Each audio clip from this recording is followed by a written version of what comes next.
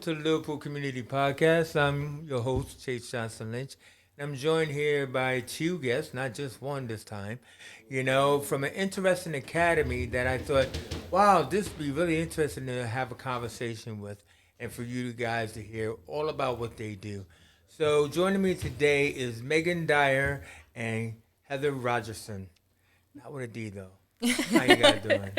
Thanks for having us. Well, thanks for coming. I mean, you guys are from the TikTok Creative Academy. Now, don't get too excited.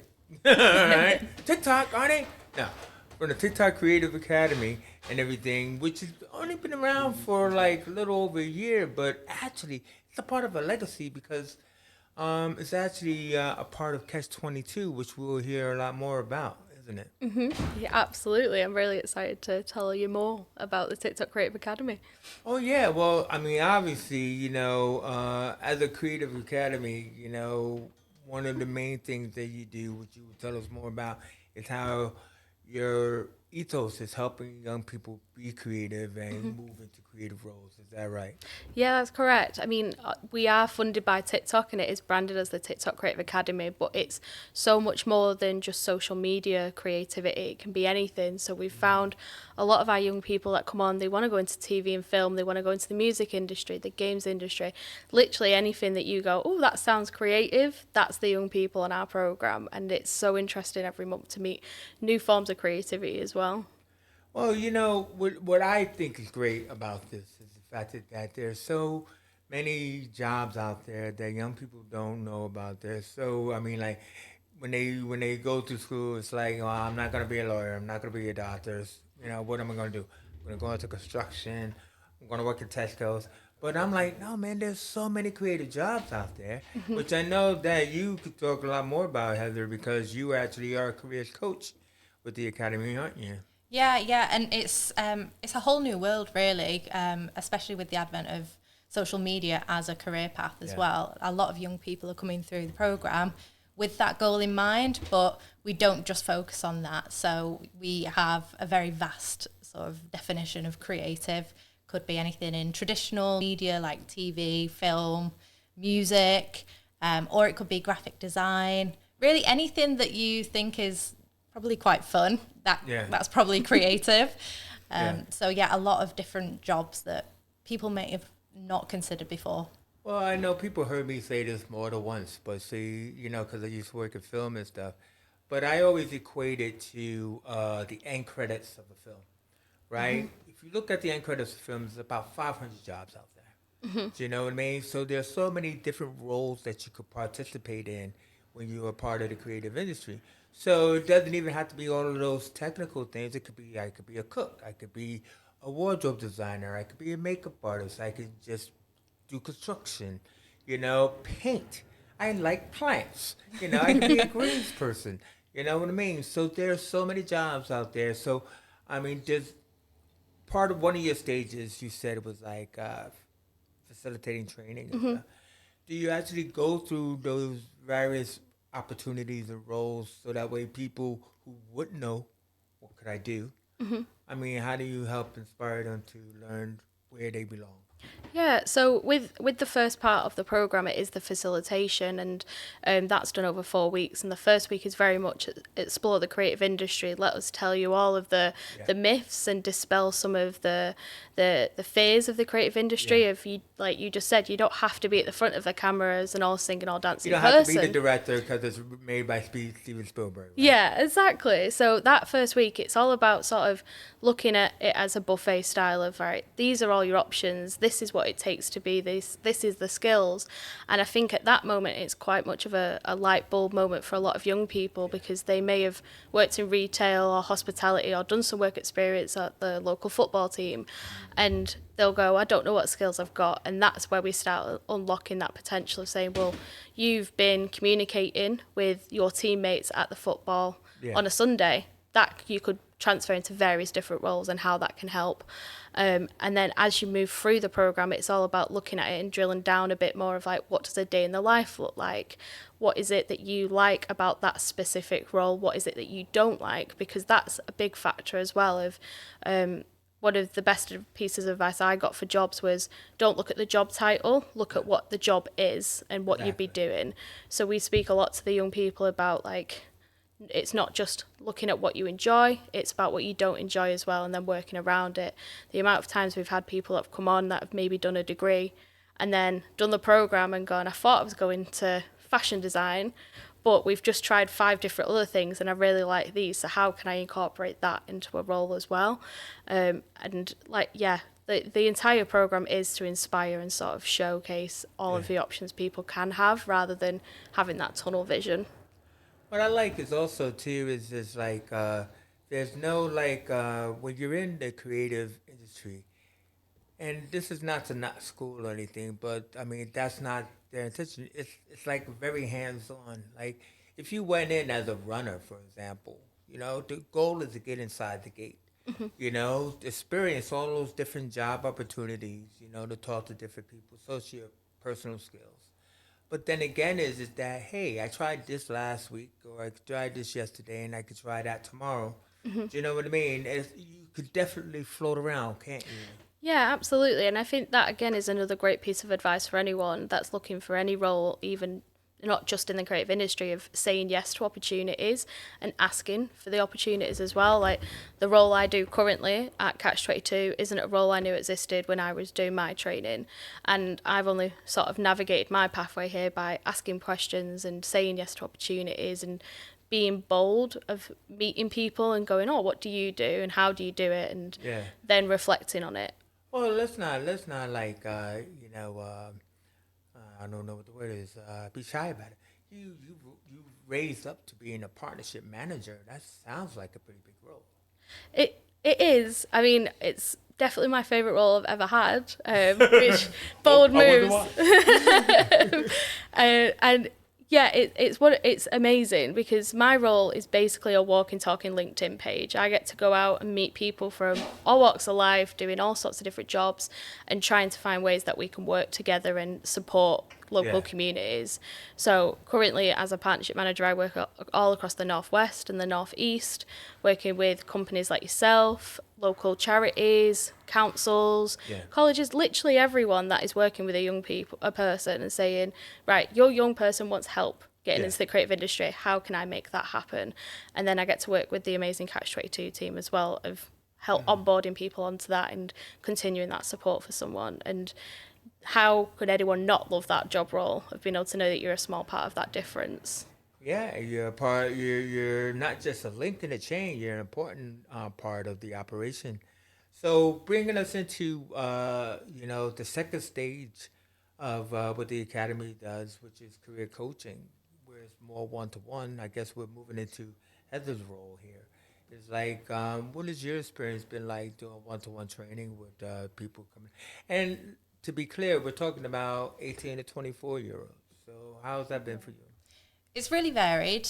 We get a lot of people from various backgrounds. Like Meg said earlier, they could have come straight from a degree and be looking for that next step, or they could be straight from sort of secondary school, not wanting to go into further education, but sort of considering different options. Or they may have sort of tried one thing, gone into a certain role and decided that's not for them. I want to pursue something more creative. So we do get a lot of sort of vary in the types of people that come onto the programme. It's a really interesting role. And, just working with young people, being able to break through barriers that they might have, sort of non-creative barriers that might be they live in a remote area that doesn't have access to good public transport. So what are the options there? There could be other barriers like CVs and portfolios, which a lot of creatives have the creative skills, but they might not be able to put that on paper and actually vouch for themselves. So it's working through those skills as well. So it's really, really rewarding. Sometimes it's a bit challenging, sort of trying to work through those various things, but it's like trying to raise confidence, isn't it, as well? You got to deal with that as well, don't you? Absolutely. And everything. I mean, does that come into like the third stage of like, as you say, it would be like supporting people after they do get into work? Is that any of your two roles, or is that someone else? Yes, so I sort of maintain contact I try and get them into their role, and then afterwards I don't just disappear. So I'm sort of still there to talk to. A lot of roles, they'll have questions about HR contracts. It might be their first job ever, so talking through all of those issues. And then there's also the fact that you might start a role and you might discover that you actually don't like it. You want to go and do something else. We've all been there. Yeah, absolutely. So I'll be there ready to hop on board and help out if that does happen. Difficult conversations with managers, or just a soundboard really for creative ideas. Yeah. Yeah.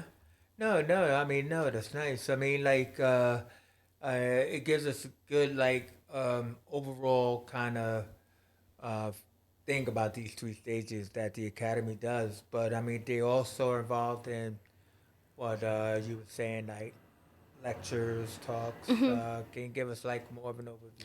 Yeah, absolutely. So with the facilitation sessions, it is looking at how do you professionally network, because that can be terrifying to someone that's not done it, walking into a room full of strangers. How to build a portfolio and showcase your skills. How to even make to-do lists that are accurate and easy for you to follow, and not just a list on a piece of paper that you tick off. Like, how do you manage that? And then there's all the other stuff about sort of like looking and staying safe online, because a lot of the time you are putting yourself out there.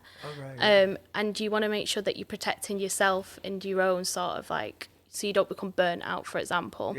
And then we do have guest people that come on to the programme. So one of the best parts of the facilitation, in my opinion, is the opportunity to work on a client brief as a group. So you're meeting all these creatives from all different backgrounds and then getting to work on a project, and at the end of the first 4 weeks you get to present that to a panel of industry specialists, and these are people that we've worked with. Like a Dragon's Den or something? A little bit like a Dragon's Den, yeah, but not as scary, I wouldn't say.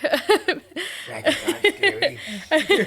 Our dragons are very nice and supportive with it, so they'll present their piece of work, and that's the concept they've gone through, how they've created the piece of work and how they present it, and the dragons or the panelists will be from different backgrounds and again different stages of their careers, and tell them what they really liked about the presentation, but also some hints and tips from their experience about how they can improve.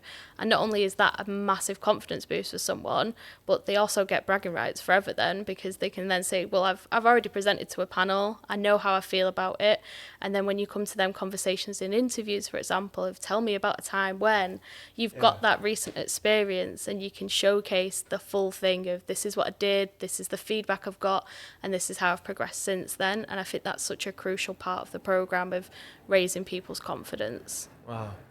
Now, I mean, you know, I thought was one of the interesting things, like we usually do show notes, you know, like before the interview, is that like the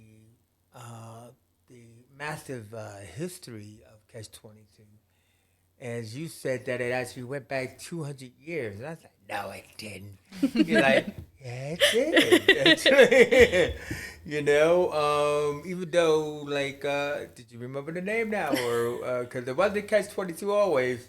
I've not remembered the name. Oh, man, see, I saw her on her phone. So she would have checked it out on TikTok, you know what I mean? But, no, but either way, it's that the ethos of the organization that began.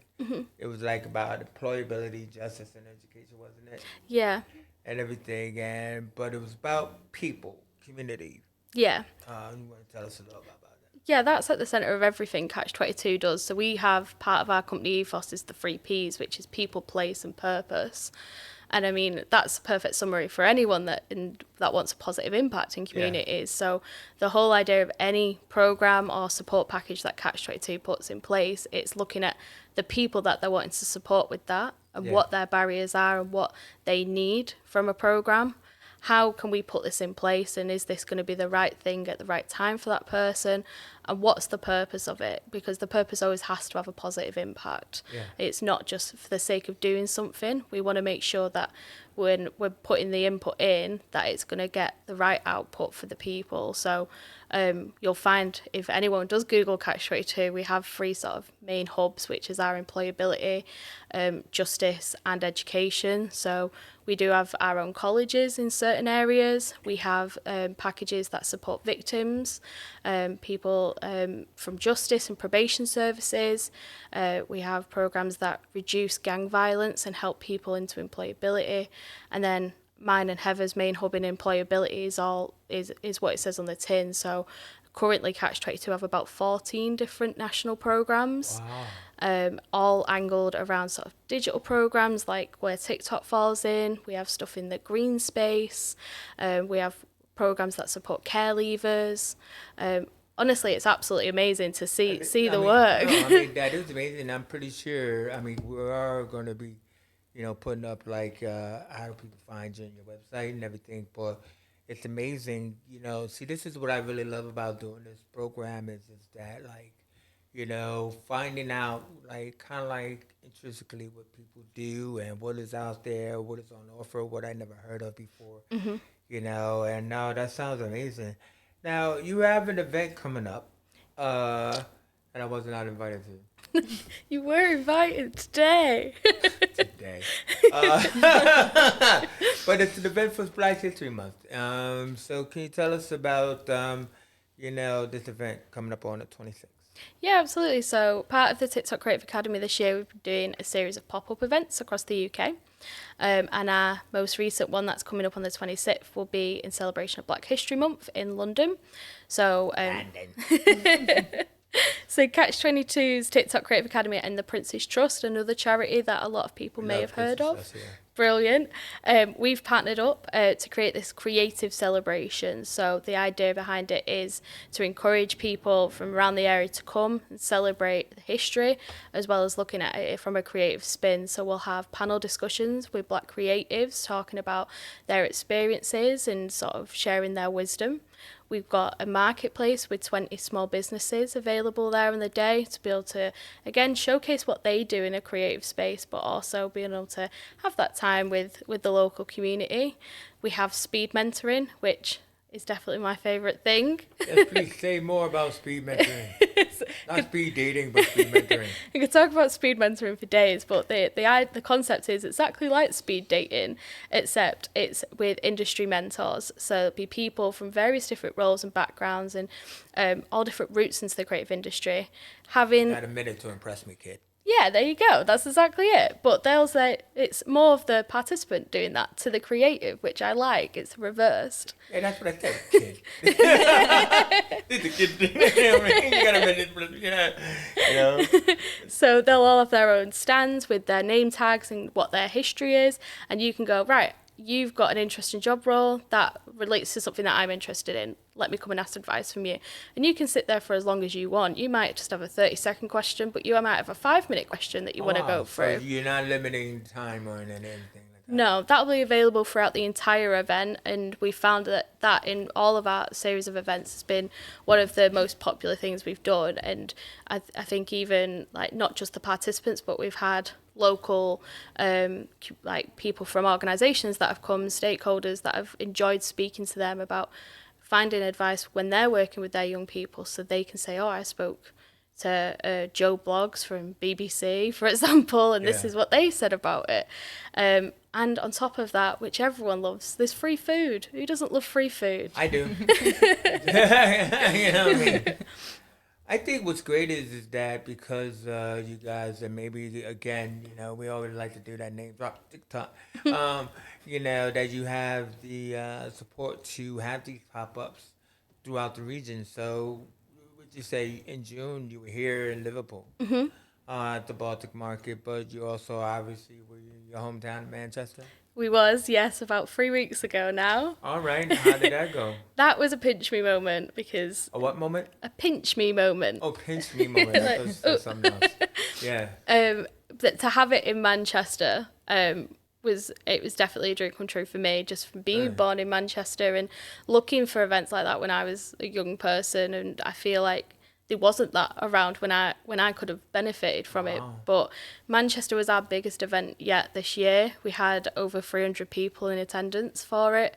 And we had one of our newest things that we include into our events, which is free professional headshots for participants as well. Yeah, I think I saw that on the thing and everything like that. So that's pretty interesting that you have like a photography setup and everything for people to do headshots? Yeah. Was it just like plain backgrounds or stuff like that? Or Well, it's an interesting story behind the photographer we used in Manchester, who was someone that I met at a networking event about a year ago. We were the only two people that turned up at the networking event. So we were like, oh, we're going to have to speak to one another at this point. Yeah. And he'd recently been, well, in the past year before that, he'd been unemployed himself, looking to set up his own photography business, and used various schemes, free job centres and support packages to help set up his business. Wow. And when we were speaking about it, I said, I really want to be able to work with you. I can't work with you right now. We've not got anything available, but there will be a time in the future. And that's an example I use quite a lot when I'm doing sort of career talks with young people, of like making sure you make them connections, because you never know when you're going to use them connections or need each other. So when we were setting up the Manchester event, and our events coordinator asked, oh, do you know any local photographers? I was like, I know just the person. So Harley Bainbridge is his name, and he's absolutely amazing, really supportive for young people as well. He came, brought the whole kit, and it was done in a small room with like a glittery gold backdrop. It was very bougie. I didn't stop for the entire 4 hours of taking pictures. We had queues out the door for that, and it was really great to see, of like just having that little thing of using a professional headshot. You never know when you're going to need that. You can put it on your business card, LinkedIn, your portfolio, anything like that.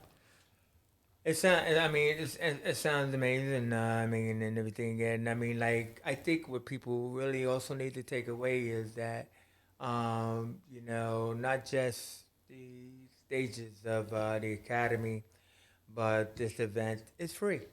Mm-hmm. Now, why do people always think if it's free that it's not worth going? Why? I don't know. I love a freebie. People just understand that you're being magnanimous, right? You know what I mean? Have you come across that problem? That people think, it's free, so I am. You know? What would you say? Not necessarily. I mean, I guess Prove me wrong. the sort of audience that we are targeting, oftentimes we're going to job centres, for example, and we'll be at training sort of job fairs. Yeah. So a lot of those other sort of training providers will also be free. So I think we sort of fit within that crowd. But in terms of events, I think it's a mix, really. For the people that really want to go to that sort of event, so these young creatives that will really, really benefit, they think, oh, that's great, I'm definitely going to go. Yeah. I think if we were handing out flyers just on the street to passers-by, less so, they'd probably be a bit more sceptical. Are you bringing me somewhere for nefarious reasons? You know, that sort of thing. I wouldn't be thinking that. That would be okay. I mean, but it's targeting the right people. Yeah. Is the main point. Well, speaking of that, I mean, like as you said, the Digital Academy is like for 18 to 24-year-olds and stuff like that. So that would mean people like myself and Phil cannot go, right, Phil? You definitely can't. I definitely can't. Thanks, Phil. You know you're older than me, bro.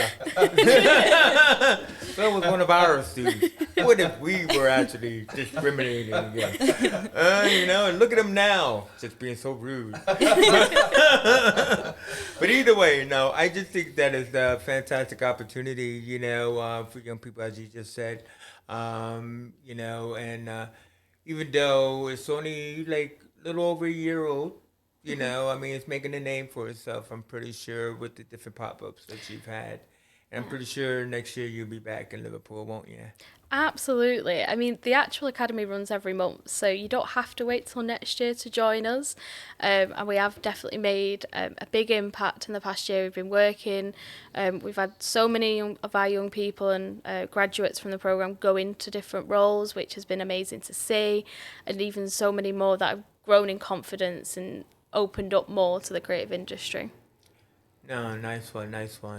And how can people find you online? I know it was difficult for me to find Megan.